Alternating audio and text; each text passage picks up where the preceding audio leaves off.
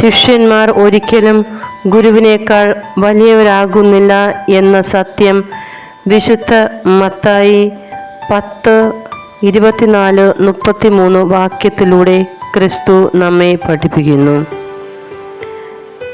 എപ്പോഴും ഗുരുവിൻ്റെ തണലിൽ കഴിയുവാൻ ആഗ്രഹിക്കുന്ന ശിഷ്യൻ ഒരിക്കലും തൻ്റെ ഗുരുവിനേക്കാൾ വലിയവനല്ല എന്ന സത്യം മനസ്സിലാക്കണം.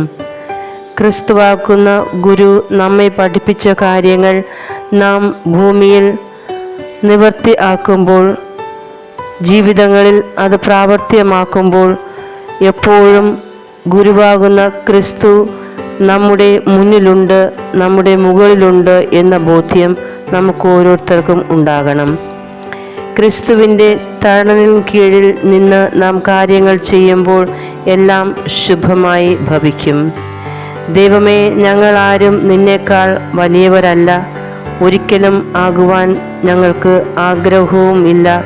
നിന്റെ തണലിൻ കീഴിൽ, നിന്റെ ചിറകിൻ കീഴിൽ ഞങ്ങൾക്ക് അഭയം നൽകണമേ എന്ന് നാം പ്രാർത്ഥിച്ചാൽ മാത്രം മതി.